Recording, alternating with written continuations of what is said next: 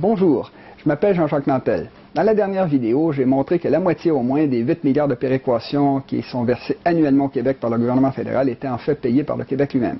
J'aurais pu ajouter qu'une autre partie des 4 milliards de dollars restants vont également être payés par le Québec, étant donné que cette péréquation est versée en créant une dette fédérale dont le Québec devra tôt ou tard rembourser sa part, et ça, qu'il reste dans le Canada ou non. La dette va être le sujet de la présente vidéo. S'il y a un sujet que nos politiciens aiment bien embrouiller, c'est bien celui de la dette québécoise, étant donné qu'il s'agit de très gros chiffres avec lesquels il est facile d'effrayer la population en les présentant toujours sur la lumière la plus défavorable possible. Si c'est désavantageux de comparer le Québec à l'Alberta, on le fait. Si c'est plus désavantageux de comparer le Québec à la Californie ou au Nebraska, on se sert des États américains. Et si c'est encore pire de comparer avec des pays étrangers, alors là, on se sert de l'Islande, de l'Irlande ou de la Grèce. C'est une propagande assez efficace. Pourtant, comme on va le voir, il est facile de montrer qu'il existe au moins une preuve absolument irréfutable que l'endettement du Québec est bien moins catastrophique que ce qu'on essaie de nous faire croire. Pour la population, c'est pas étonnant que la difficulté à se retrouver dans le sujet de la dette, étant donné qu'il y a beaucoup de choses qu'il faut distinguer. Il faut d'abord distinguer la dette à court terme, la dette à long terme. La dette à court terme, c'est des dettes qu'on va payer en quelques semaines, quelques mois. C'est simplement que les factures sont entrées avant que l'argent nécessaire pour les payer soit entré. C'est pas un problème. Il y a la dette à long terme, c'est celle qui va être payée sur plusieurs années ou plusieurs décennies. Dans la dette à long terme, il y a une dette malsaine et une dette saine. La dette malsaine, c'est pour l'essentiel, c'est quand on crée une dette à long terme pour payer des dépenses à court terme. Dans la vie de tous les jours, pour les individus, c'est comme si on prenait une hypothèque sur la maison pour payer l'épicerie ou le compte d'électricité. Comme l'épicerie et le compte d'électricité reviennent régulièrement, bien la dette à long terme augmente jusqu'à la limite de notre crédit et on doit faire faillite. C'est une dette malsaine. Alors qu'une dette saine, c'est une dette à long terme qu'on crée notamment en payant des infrastructures durables qui vont produire de la richesse pendant plusieurs années, voire plusieurs décennies ou plusieurs générations. Dans l'histoire, certains de nos ancêtres ont fait des investissements extrêmement productifs il y a très longtemps dont on profite encore aujourd'hui. Je pense par exemple à des villes comme Jérusalem, Paris ou Istanbul. On peut également parler d'infrastructures ponctuelles. Par exemple, il y a plusieurs infrastructures qui datent de l'Empire romain, il y a 2000 ans, dont on sert encore aujourd'hui. L'égout central de Rome, la Cloaca Maxima, sert encore aujourd'hui. Le pont du Gard en France sert encore à traverser la rivière. Les arènes de Nîmes servent encore aujourd'hui à donner des spectacles. Quant à l'aqueduc de Ségovie en Espagne, il donnait encore de l'eau il y a quelques siècles. Il y a donc certains investissements à long terme qui ont été fabuleusement productifs. Dans la dette, il faut également faire la distinction entre la dette brute et la dette nette. Dans la dette brute, il y a tout ce qu'on doit. C'est tout ce qu'on doit. La dette nette, c'est tout ce qu'on doit moins ce qu'on possède et qu'on s'est procuré grâce à la dette qu'on a fait. C'est notamment le cas de tous les investissements productifs qui produisent des profits. Au Québec, on a l'Hydro-Québec, la SGF, la SAQ qui produisent des profits. C'est sûr qu'on paie des intérêts sur la dette brute, mais ces intérêts-là sont compensés en partie par les profits qui proviennent des investissements productifs comme l'Hydro-Québec. C'est donc la dette nette qui est vraiment importante pour un pays. Dans le cas du Québec, il faut distinguer également la dette provinciale de la dette fédérale. La dette provinciale, c'est celle qui a été signée par le gouvernement du Québec, et alors que la dette fédérale, c'est celle qui a été signée par le gouvernement d'Ottawa et que les Québécois paient de façon indirecte grâce à leurs impôts fédéraux. Dans le cas de la dette provinciale, c'est déjà difficile de s'y retrouver parce que nos politiciens n'arrêtent pas de jouer avec les chiffres pour les présenter de la façon la plus favorable possible à leurs intérêts. Depuis, nos politiciens essaient toujours de payer la dette avec la croissance économique. Si la croissance économique est plus grande que la croissance de la dette se paie d'elle-même. Les politiciens ont également arrangé le système de taxation, qui est par impôt progressif, de telle façon que l'inflation les aide à payer la dette également. Quand l'inflation diminue le niveau de vie des travailleurs, ceux-ci négocient des augmentations de salaire et ils changent de braquette d'impôt et ils paient un pourcentage plus élevé d'impôts. Et ça, c'est sans que les politiciens en courent aucun blâme parce qu'ils n'ont pas augmenté les impôts. Ce sont les salaires qui ont augmenté. Les politiciens jouent également avec les conventions comptables pour présenter la dette où ils vont cacher de la dette dans les ministères d'éducation, de la santé, dans les commissions scolaires. L'idée, c'est toujours de présenter le bilan le plus favorable possible à la population qui, évidemment, a de la difficulté à s'y retrouver. Évidemment, ce n'est pas une grande nouvelle que les politiciens mentent à la population. Dans le cas du Québec, par contre, c'est plus important parce qu'on est à une époque où la population est en train de décider si le Québec doit devenir souverain ou non. Alors, les deux camps présentent leur propre propagande. Les souverainistes essaient de présenter leur projet à la lumière la plus favorable possible, et les fédéralistes sont tout le temps en train de décrire des situations de plus en plus catastrophiques. Le Québec est le plus endetté du Canada, c'est le moins productif, c'est le plus taxé, c'est une des pires cotes de crédit. Sa dette ressemble de plus en plus à celle de l'Islande, de l'Irlande, de la Grèce, etc. Comment est-ce que la population peut s'y retrouver dans cette chicane de chiffres, de propagande, de mensonges et de demi-vérités? Est-ce qu'il existe des juges impartiaux qui pourraient nous donner une image chiffrée, correcte, du véritable endettement du Québec? Heureusement, oui. Ces juges impartiaux existent. Et leurs calculs sont d'autant plus précis et valables qu'ils risquent leur propre argent dans l'affaire. Ce sont les financiers internationaux qui achètent les dettes, les obligations émises par des gouvernements d'un peu partout sur la planète, celui du Québec, de l'Ontario, du Canada, de l'Islande, de la Grèce, etc. Ce sont des experts qui sont habitués à comparer les situations d'un pays à l'autre. Ils s'informent sur tout ce qui se passe dans un pays. Ils savent que le Québec a un projet souverainiste.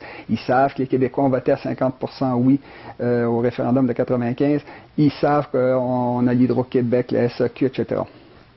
Et surtout, ce sont des gens qui connaissent très bien la différence entre la dette nette, la dette brute, des dettes malsaines et saines, etc. Avant d'investir leur bel et précieux argent, ces gens-là calculent le risque de chaque territoire, puis ils mettent tout ça dans la balance. Le résultat, c'est que quand ils ont fini leur calcul, ils demandent au Québec de payer des intérêts de 4,2, 4,6 %, alors qu'en août 2012, ils demandaient à la Grèce de payer 24 d'intérêt. Et après une aide massive de la communauté européenne, ils demandaient encore à la Grèce, en janvier 2013, des intérêts de 11 %, c'est-à-dire presque 3 fois plus que ce qu'ils demandent au Québec. C'est donc ici la preuve absolument irréfutable par des experts internationaux, qui sont des juges impartiaux, que l'endettement du Québec est beaucoup moins important que ce qu'on essaie de nous faire croire. Les fédéralistes disent « Ah oui, mais c'est parce que vous avez oublié de calculer la part québécoise de la dette fédérale. » Allons donc. Encore des histoires de Père Noël. Il n'y a pas personne qui paye la part québécoise de la dette fédérale. Surtout pas les Canadiens anglais qui nous ont jamais habitués à une telle générosité. Dans le passé, pendant plus de 2 siècles, les Canadiens anglais, notamment les Anglo-Québécois, vivaient dans des villes riches comme Westmount et Ville-Mont-Royal, et ils voyaient très bien nos ancêtres se débattre dans la misère, et ça aussi bien à la campagne qu'en ville. Et ils ne faisaient jamais rien pour les aider. Bien au contraire, ils gardaient les bons emplois et les bons salaires pour eux et leurs amis. Le Québec souverain, en reprenant sa part de la dette fédérale, va se retrouver exactement dans la même position qu'aujourd'hui. C'est-à-dire qu'il a toujours payé, qu'il paie, qu'il paiera toujours ses dettes, que celles-ci viennent de Québec ou d'Ottawa. En fait, il se pourrait que le Québec souverain se retrouve dans une meilleure position qu'aujourd'hui, étant donné qu'il n'a jamais reçu sa part des investissements fédéraux en infrastructure. On l'a montré très clairement dans les vidéos 8 et 9. Le Québec a seulement 10 % des grands aéroports canadiens, 18 % de ses grands ports, 13 % de ses bases militaires et moins de 10 % des parcs fédéraux terrestres, etc. Il y a pire. Une partie de la dette canadienne contractée au nom du Québec a été détournée au profit du Canada anglais ou a servi au Québec même à discriminer contre les francophones. Par exemple, les dépenses faites dans la région d'Ottawa, en notre nom, ont servi à payer des impôts et des taxes à l'Ontario seulement. Quant aux dépenses internationales du Canada, elles ont surtout servi les intérêts du Canada anglais. On n'a qu'à penser à la propagande qui est donnée aux immigrants qui sont destinés au Québec et qui s'attendent à pouvoir venir vivre en anglais n'importe où au Québec. Quant aux dépenses qui ont été faites dans les infrastructures au Québec même, plusieurs ont servi à développer le Canada anglais au détriment du Québec. On compense la voie maritime du Saint-Laurent qui a été développée avec nos taxes fédérales et dont l'ouverture en 1959 a correspondu avec le moment où les économies de l'Ontario et de Toronto ont décollé par rapport à celles du Québec et de Montréal. Enfin, les investissements faits au Québec par le fédéral ont souvent servi à conforter les privilèges de la minorité anglo-québécoise. Quand on pense aux budgets de recherche universitaires fédéraux qui sont confiés d'une façon tout à fait disproportionnée à l'Université McGill.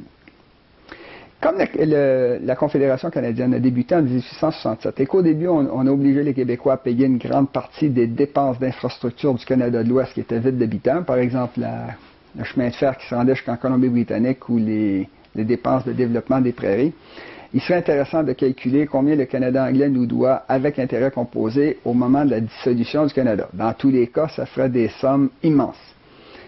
Compte tenu de tout ça, il convient de se demander quel est le pourcentage de la dette fédérale qu'un Québec souverain devrait reprendre à son compte. Évidemment, le Canada anglais voudrait qu'on reprenne une part correspondant à notre proportion dans la population canadienne. Il y a un problème avec ça. C'est que la dette fédérale n'a pas servi à acheter de la population, elle a servi à acheter des biens et des infrastructures. Ce qui fait que le Québec, dans tous les cas, devrait payer nettement moins que 23% de la dette fédérale. Malgré tout ça, si le Québec devait malgré tout accepter de payer 23% de la dette fédérale, il se retrouverait bien sûr avec une dette malsaine, étant donné que ça n'aurait pas servi à développer des infrastructures au Québec, mais au moins l'hémorragie aurait cessé. Signalons une dernière chose concernant la dette canadienne. C'est que c'est une dette qui a été contractée par Ottawa et non pas par Québec. Ce qui fait qu'au moment de l'indépendance, ça va être un outil de négociation extrêmement puissant dans les mains du Québec, d'autant plus qu'en novembre 2012, la dette canadienne avait déjà atteint 600 milliards de dollars. Que l'indépendance soit utile et importante pour défendre la richesse d'un pays est bien montré par le cas de la Norvège pétrolière, un pays de 5 millions d'habitants qui a refusé de rejoindre à la zone euro, qui a gardé sa propre monnaie parce qu'il craignait que ses voisins européens utilisent des manœuvres financières et monétaires pour lui ravir une partie de ses réserves de devises étrangères qu'elle doit à l'exploitation de son pétrole. Signalons que le Québec va bientôt être un État pétrolier et qu'il va se retrouver dans une situation un peu similaire à celle de la Norvège. Quant à l'Islande, c'est parce que c'était un pays indépendant que sa population a pu refuser de rembourser les dettes qu'avaient contractées ses banques auprès des clients étrangers au moment de la grande crise financière de 2007-2008. L'Islande s'en est donc sortie beaucoup mieux qu'un pays comme la Grèce de cette crise. Dans la prochaine vidéo, on va justement montrer que le Québec, en restant dans le Canada, risque de perdre beaucoup plus d'argent que les sommes impliquées par la péréquation ou la dette canadienne, étant donné qu'il ne possède à peu près aucun contrôle sur son système financier ou monétaire. On ne parle pas ici de quelques milliards de dollars, on parle de sommes colossales, étant donné qu'il s'agit de la valeur de la totalité de ce que nous possédons. Si vous avez aimé la présente vidéo, faites comme d'habitude, distribuez-la librement autour de vous. Je vous en remercie à l'avance et je vous dis à la prochaine.